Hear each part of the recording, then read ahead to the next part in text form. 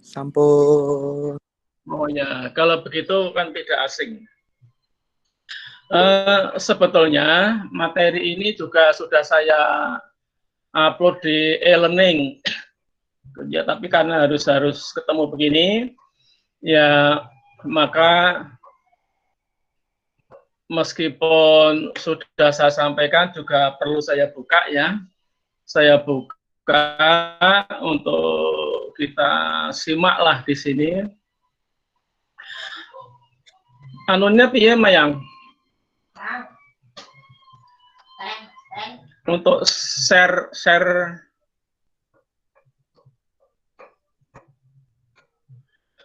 ini Google Meet. Tulisannya share ora nek.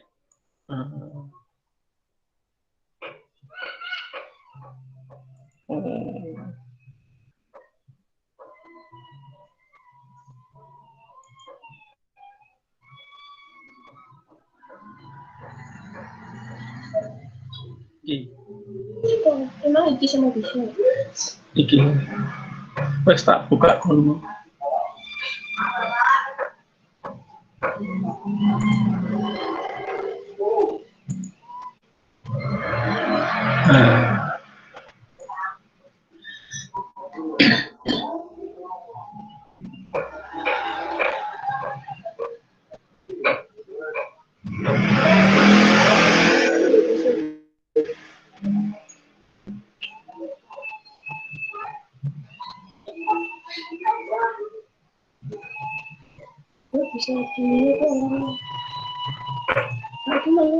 Beda ya karo Zoom beda ya. Ya, tadi kan kuwi. Enggak, gambar. Sudah Pak, sudah. Oh, gambar kelihatan ya?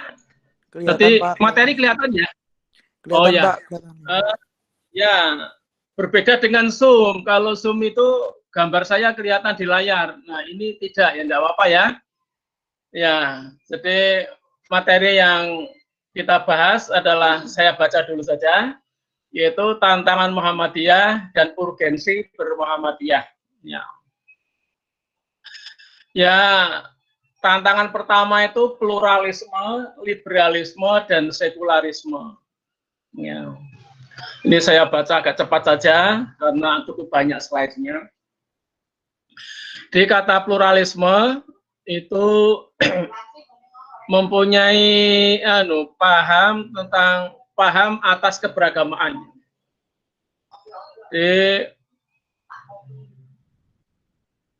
Memicu ambiguitas, artinya kurang begitu jelas gitu. Ya. Jadi berdasarkan Webster itu pluralisme itu adalah hasil atau keadaan menjadi plural. Jadi keadaan seorang pluralis memiliki lebih dari satu tentang keyakinan.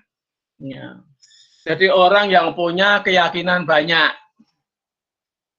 Yang dimaksud banyak itu artinya ada keyakinan benar dalam Islam, keyakinan benar dalam agama-agama di luar Islam itu diyakini.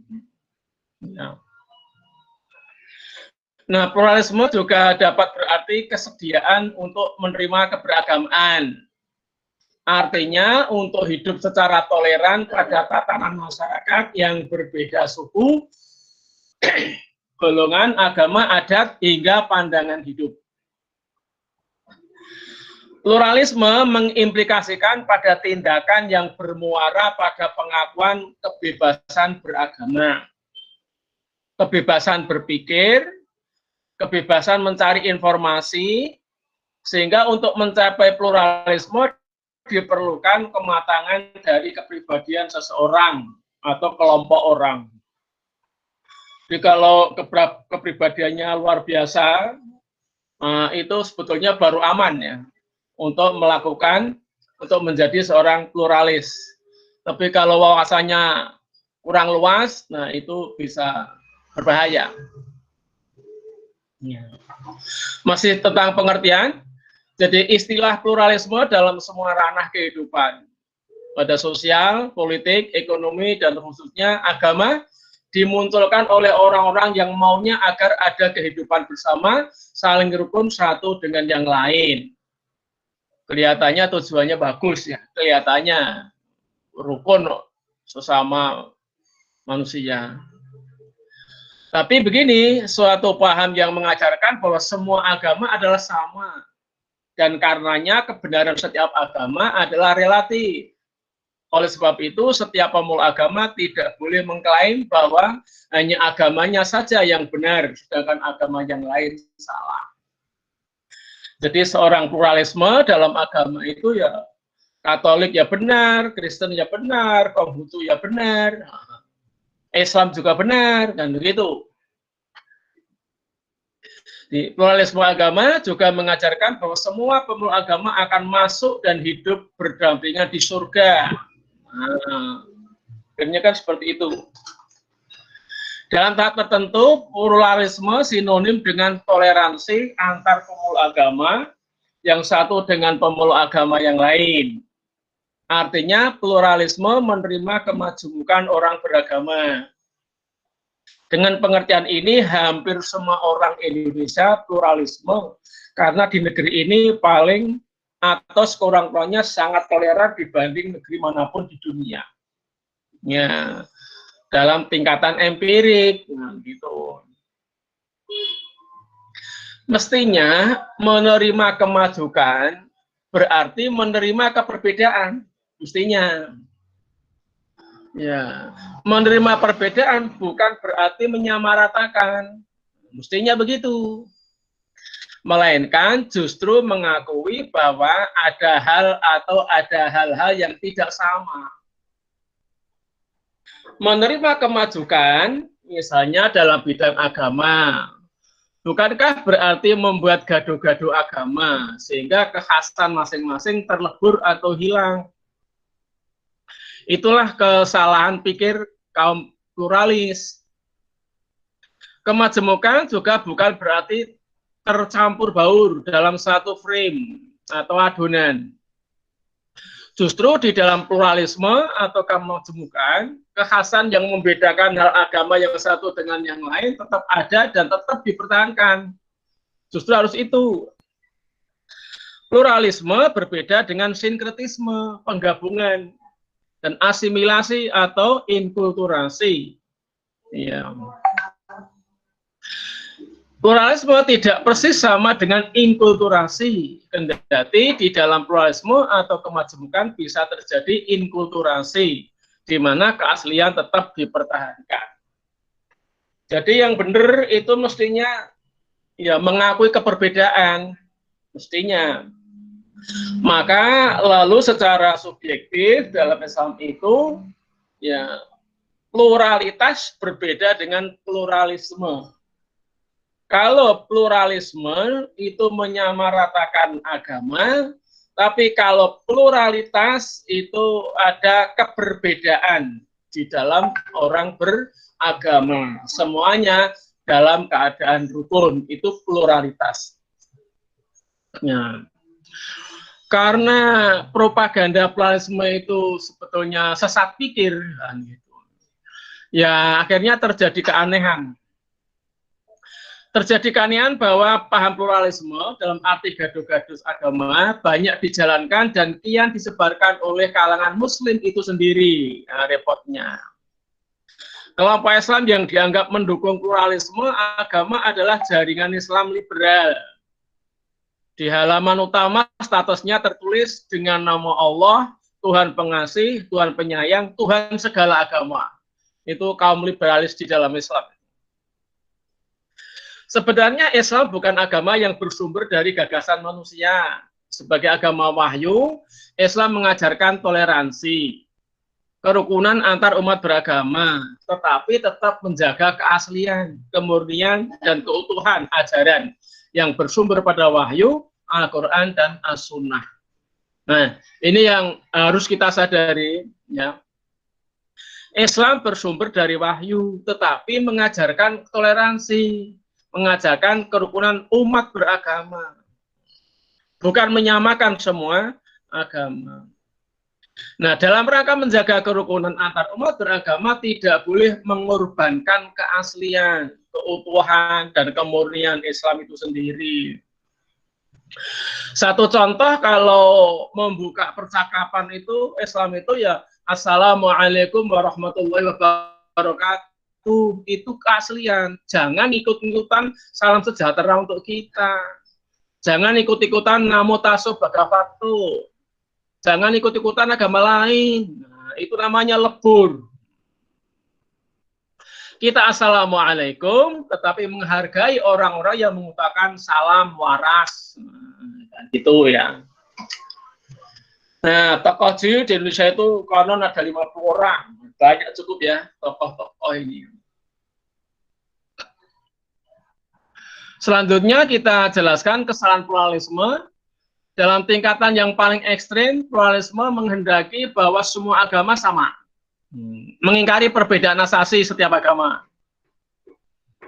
Salahnya begini, bagaimanapun harimau, kelinci, babi, sapi, gajah, kuda nil, singa, dan anjing adalah binatang berkaki 4. Samakah singa dengan kambing? Samakah kuda nil dengan anjing? Padahal binatang-binatang tersebut sama-sama berkaki 4. Kalau masih menyamakan, berarti orang tersebut tidak waras indera dan akalnya karena tidak bisa membedakan sifat khusus masing-masing binatang. Apakah penganjur pluralisme sama dengan menyikapi kucing lucu dengan singa yang siap merekamnya? Kalau memang jelas berbeda, kenapa mesti disamakan? Disatukan, diseragamkan. Kalau memang realitanya seluruh agama itu berbeda, kenapa harus disatukan? Kalau mereka ngotot harus disatukan, justru mereka itu merupakan gerakan intoleransi, memaksakan dan menginjak-injak hak asasi manusia di dalam menentukan pilihan agama. Kalau menyamakan bahwa kucing lucu itu sama dengan singa yang siap menerkam, beranikah dia berada di depan singa lapar? Tentu perlakuan kucing lucu dan singa sangat berbeda. Nah, ini kesalahannya. Ya, kemudian liberalisme. Nah, liberalisme juga agak saya singkat ya, nanti tidak saya baca semua. Ya. Jadi tiga asas ya. 3 asas pemikiran liberalisme itu satu kebebasan. Ya, jadi kebebasan termasuk bebas dari hukum. Ya. Bebas tidak diperintahkan untuk mengikuti ajaran Tuhan. Nah, itu liberalisme itu begitu. Padahal Islam inna sholati wa nusuki wa mahyaya wa mamati lillahi rabbil alamin la syarika lahu wa bidzalika umirtu wa ana awwalul muslimin. Padahal dalam Islam itu supaya kita itu menyerahkan diri kepada Allah. Surat Al-An'am 162 163. Juga termasuk surat Al-Jathiyah ya, surat Al-Jathiyah thumma ja'alnaka 'ala syari'atin minal amri fattabi'ha wa la tattabi' ahwa alladziina la ya'lamun. Kok hilang? Sebentar, hilang sendiri.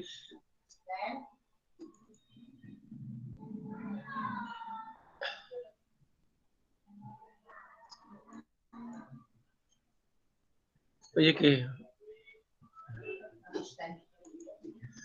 Kok anu dhewe makluk dhewe baline.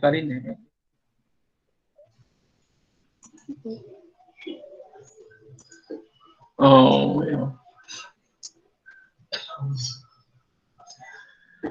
Ya, ciri kedua individualisme. Jadi bebas lalu individualisme atau anania. Pokoknya tertuju pada keakuan. Ya. Kemudian yang ketiga rasionalis. al-aqliyun, jadi rasional. Kemudian dari ketiga ciri itu tanpa lebih nyata dalam satu kebebasan yang dikehendaki hanyalah hak-hak yang dibangun atas dasar materi dan lahiriah. Ya.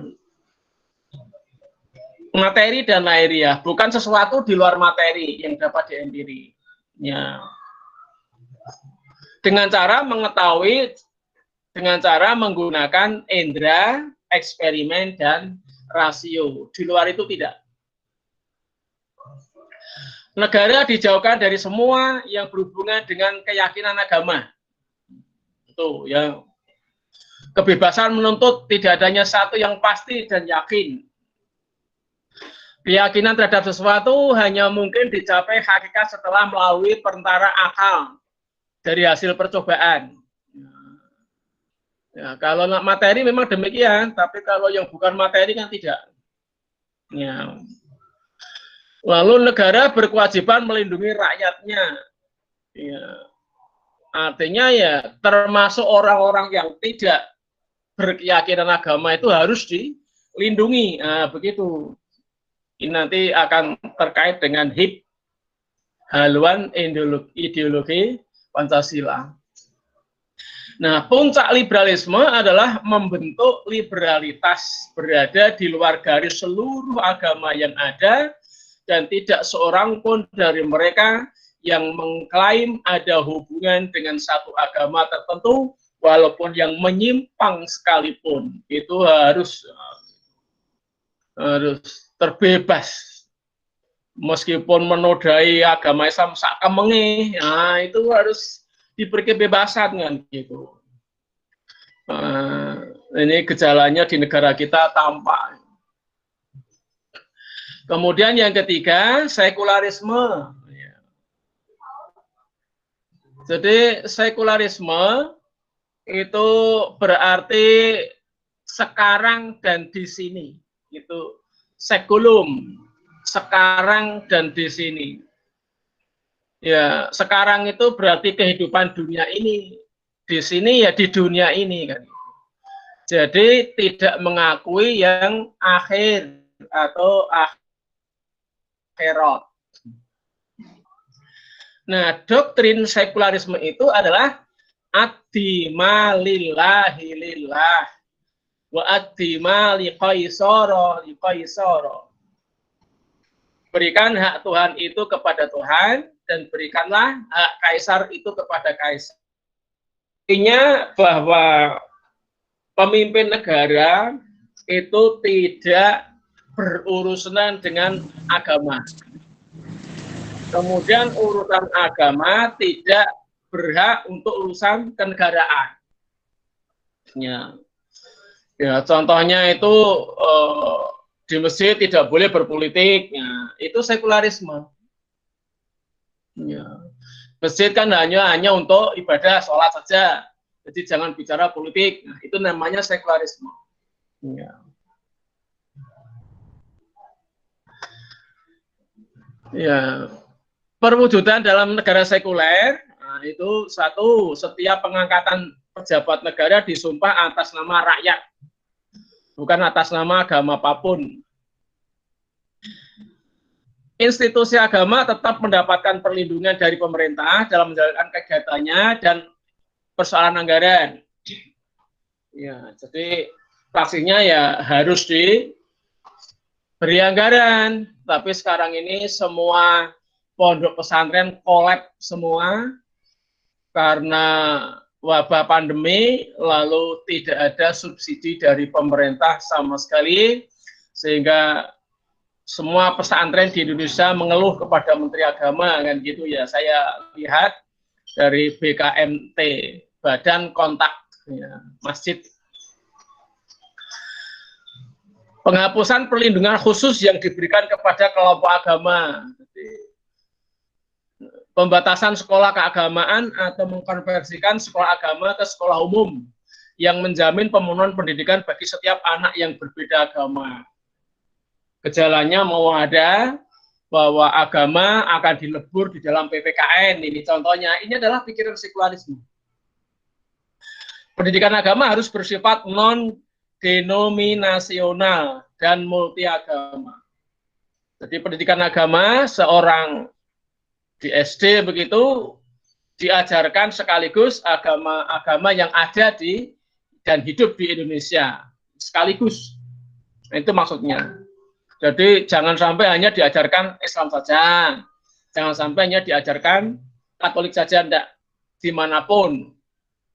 Maunya begitu.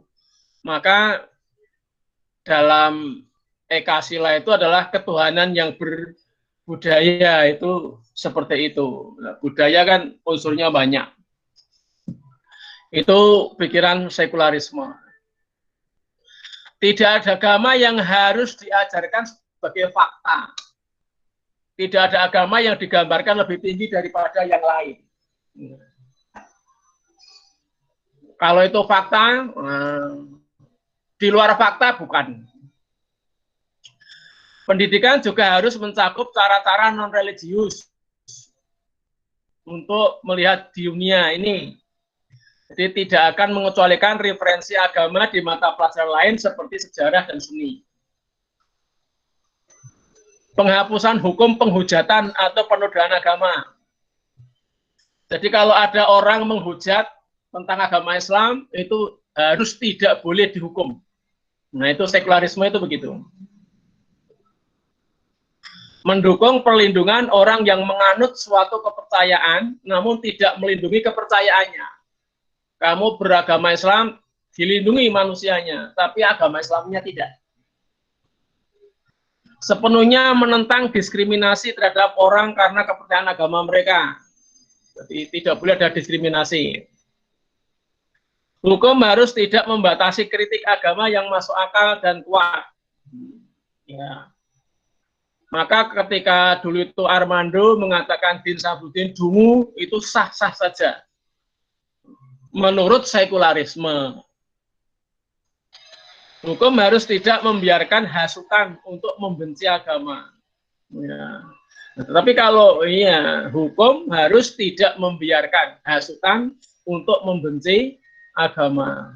Ya. Negara harus mendukung undang-undang untuk melarang diskriminasi dalam pekerjaan dengan alasan agama. Maka supaya tidak ada diskriminasi, KTP tidak perlu ada identitas. Nah, itu satu contohnya. Jadi dalam spektrum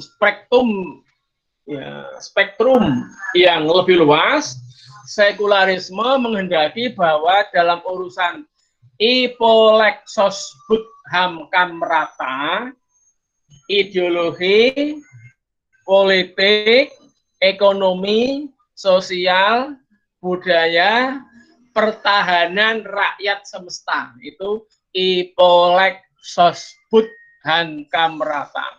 Harus diatur oleh akal manusia. Iya.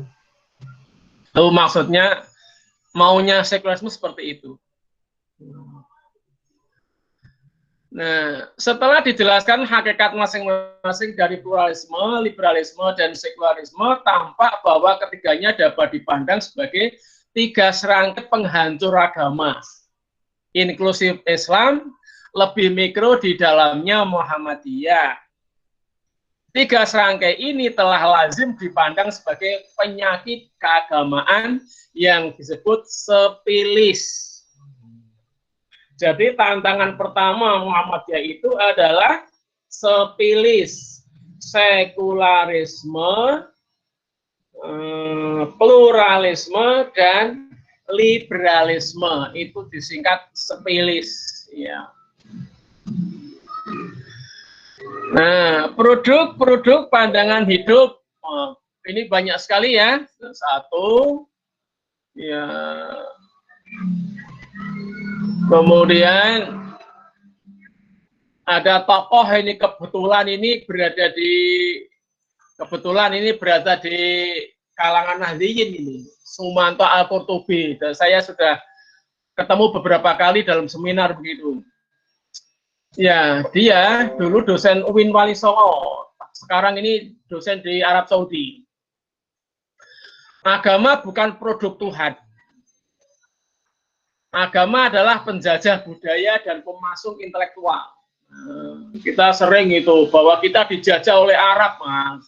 Seperti ungkapan Ketua PBNU Agil Sirot dulu kan demikian itu. Agama mematikan akal dan nalar. Agama sumber konflik dan pembawa bencana. Islam adalah strategi budaya Muhammad dan merupakan sinkretik serta campuran budaya Judaisme, Kristianisme, dan Arabisme. Penulisan bahasa Arab adalah Arabisme. Nah, ini pendapat Sumanto Al-Qurtubi. Dan hasilnya wah luar biasa di kota Jeddah ini sekarang tidak ubahnya di kota-kota di Eropa. Artinya di sana sini banyak sekali orang perempuan yang berpakaian bikini, itu di Jeddah seperti itu. Nah, di antaranya ada penistaan terhadap Al-Quran. Contoh-contoh, ya, saya baca umpamanya nomor 7, ya, Muhammad, Islam, dan Al-Quran tidak terlepas dari distorsi atau penyimpangan. Al-Quran menyimpang itu rakyat gimana ini? Nomor 9, Al-Quran saja bermasalah, apalagi kitab kuning. Jadi dari Nahdlatul Ulama, tapi mengkritisi luar biasa terhadap Nahdlatul Ulama dalam bidang ini yang nomor 9 ini. Dan kitab kuning itu adalah kurikulum di semua pondok pesantren. Itu dianggap masalah besar bagi Sumanto Al-Qurtubi. Ada penistaan terhadap Nabi, nah, tapi kan sah-sah saja menurut mereka. Ya, umpamanya nomor 5, para sahabat Nabi telah memperagakan politik Islam dengan sangat sempurna, mengerikannya itu sahabat itu. Padahal kita itu menyebutnya adalah khulafaur rasyidin, para pemimpin yang memperoleh petunjuk. Tapi dibalik oleh Sumanto, itu menjadi luar biasa mengerikannya. Nah, gitu. Ya, penistaan terhadap syariat Islam, wah, banyak sekali ini. Umpamanya formalisasi syariat Islam bukan hanya utopis, tapi juga tirani. Nah, itu kan ya mengerikan sekali. Ya. Nah, lalu di NKRI, ya,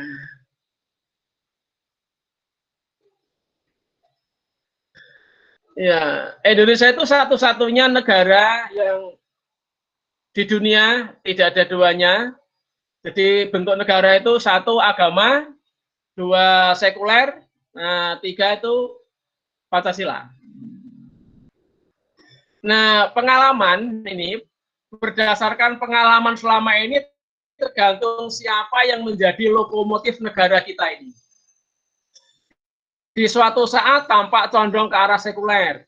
Sekarang ini di bawah pemimpin yang sekarang ini Jokowi ya gitu. Itu kan tampak selalu membawa ke arah sekuler. Sehingga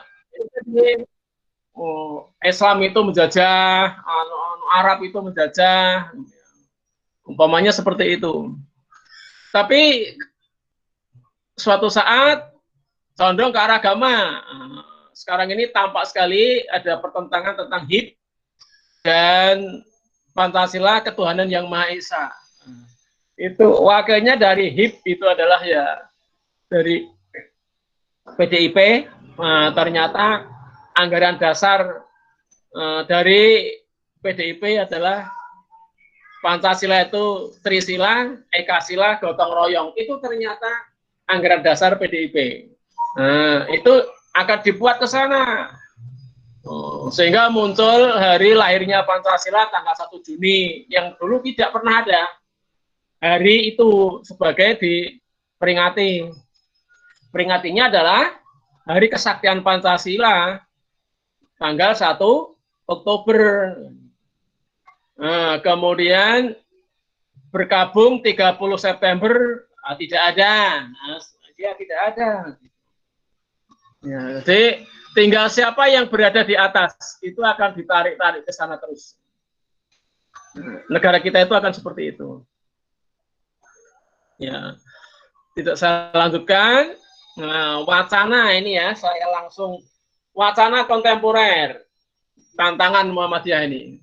Muncul wacana tidak boleh azan keras. LGBT adalah kehidupan wajar dan manusiawi. Dulu pernah diumumkan oleh Menteri Agama Saifuddin Zuhri. Ulama diburu orang gila, banyak sekali ya dulu ya kasus-kasus di Jawa Timur, di Jawa Barat. Subuh-subuh orang gila membawa pedang bacok kiai. Khotbah dibuatkan oleh bukan agama, bukan ulama. Baru diduga teroris sudah ditembak. Organisasi Islam dibubarkan, FPI. Bidang agama seperti zakat ditangani oleh negara yang bukan negara agama. Maka muncul sekarang Basnas. Setiap ASN, dulu itu namanya PNS, pegawai negeri, ya PNS itu. Nah, sekarang diganti ASN. Terus diambil paksa 2,5%. Lalu diambil juga 2,5% pajak. Lalu masih diambil di institusi. Jadi umpamanya ASN di UIN Wali Songo itu diambil pajak 2,5%, kemudian diambil zakat 2,5%, lalu diambil 1% atau berapa itu untuk kesejahteraan di institusi. Jadi cukup ya, potongannya double. Kemudian masjid dirusak atau dibakar. Tidak ada tindakan yang berarti terhadap pelaku. Pelakunya malah nyaman dianggap di istana makan-makan. Kasus di Papua, kasus di Jogja bagian selatan. Nah, itu kan begitu. Koruptor ratusan triliun malah nyaman saja. Malah ditutup oleh negara. Iya. Kasus Bank Senturi ya sekarang ini malah banyak sekali sekarang ini. Isu global tentang radikalisme, terorisme, dan fundamentalisme yang dialamatkan oleh Barat ke dunia Islam. Diikuti oleh kebijakan pemerintah. Muhammadiyah termasuk yang dikategorikan ke dalamnya. Jadi Muhammadiyah itu dimasukkan kategori radikal. Itu saya ikut seminarnya di Litbang Departemen Agama atau Kemenak ya. Itu Muhammadiyah masuk, yang tidak masuk radikal cuma satu, NU. Nah, gitu. Padahal dalam pentas global di dunia, Muhammadiyah itu adalah dikenal organisasi paling moderat seluruh organisasi sosial keagamaan yang ada. Ya, dan dihitung paling modern itu di seluruh dunia ini kan. Kemudian 12, isu komunisme Cina yang bersinergi dengan PDIP Perjuangan. Pemerintah, PSI yang ingin mengikis peta Islam dari negeri ini. Isunya. Tapi gejalanya nampak. Sinkretisme dari dalam. Sementara itu dari luar adalah peneguhan tajdid untuk memberikan pencerahan yang berdasar pada Al-Quran As-Sunnah, tetapi sebenarnya agennya penghancur Islam dari Yahudi. Jadi agen dari Yahudi. Ya. Contohnya umpamanya tokoh-tokoh Hamas di Palestina itu ternyata yang menunjukkan posisi kelemahan, kelengahan, nah, itu adalah orang-orang yang diberi kepercayaan dari kaum Salafi. Nah, itu kan mengerikan sekali. Tampaknya maka Salafi itu tampak soleh secara individual, tetapi sama sekali tidak membicarakan soal kenegaraan. Saking individualnya, maka makan harus pakai jari 3. Itu contohnya seperti itu. Tapi soal keagamaan sama sekali tidak menyinggung. Ternyata di balik itu adalah kepanjangan dari spionanisme Yahudi. Kehidupan serba material, hedonisme. maka harus didekonstruksi keislaman yang terintegrasi dengan keindonesiaan. Jadi tetap netral dari tahayul, bid'ah, khurafat, dan syirik. Ya. 15. Kasus mega korupsi Pelindo, Bank Senturi, Jiwasraya, Asabri, tunggaan BPJS, penggunaan dana haji nggak jelas, komisioner KPU, pembatalan sepihak pemberangkatan haji. Ya. Jadi Saudi Arabia belum mengumumkan, Indonesia sudah. Kemudian super mega korupsi dari tim katanya ini ya isu kayak gugus depan. Ini lebih dari 51 triliun. Bukan COVID-15 ya, tapi COVID-19. Salah tulis saya rasa.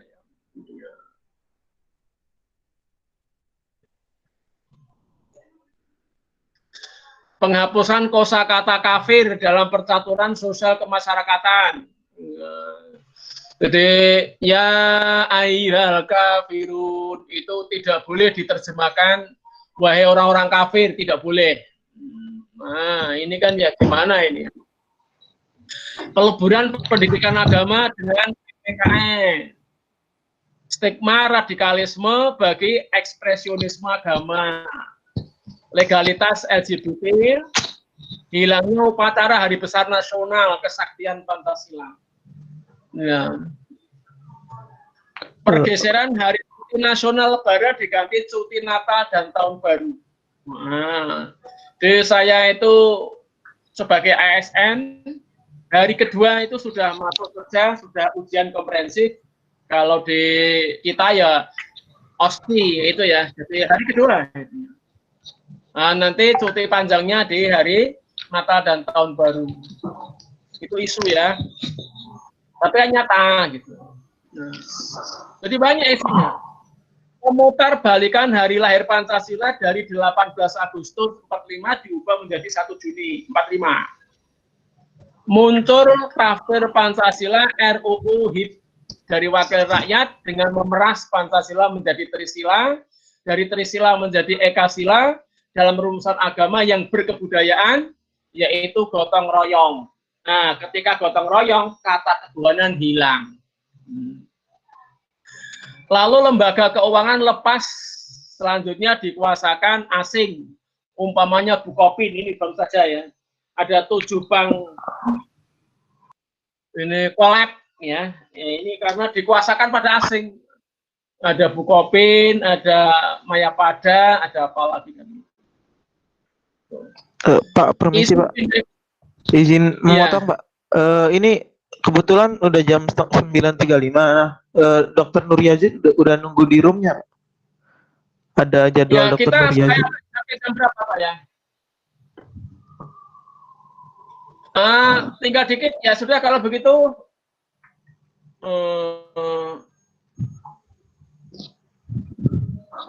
Ya.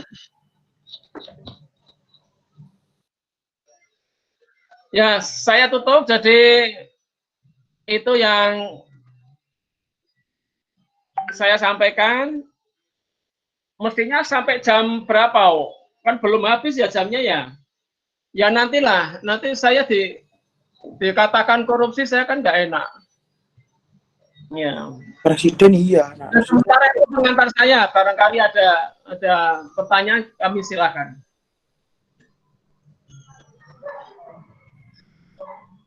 Ya.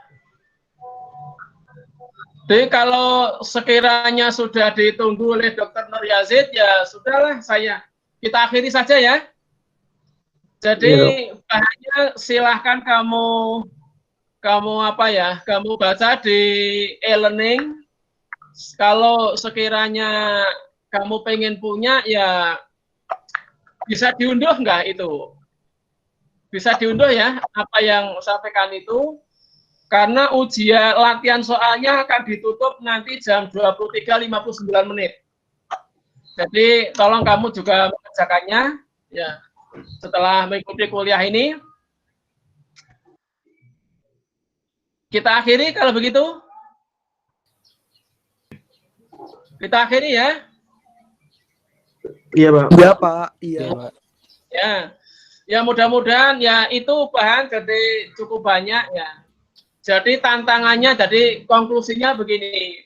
Konklusinya itu coba saya sedikit lagi tambah ya, sedikit lagi. Itu urgensi bermuhammadiyah itu tetap istiqomah dalam amar ma'ruf nahi mungkar bil hikmah wal mau'izatil hasanah. Jadi sekian banyak 24 ya. Tantangan ditambah yang pertama 27 tantangan. Ini belum saya sebut semua.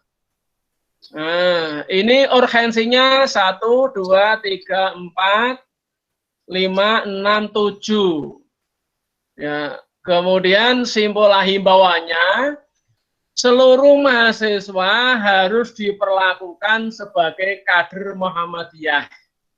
Karena dengan sukarela kanvas ke dalam amal usaha Muhammadiyah, yaitu bidang pendidikan tinggi, ya khususnya Fakultas Kedokteran Unimus.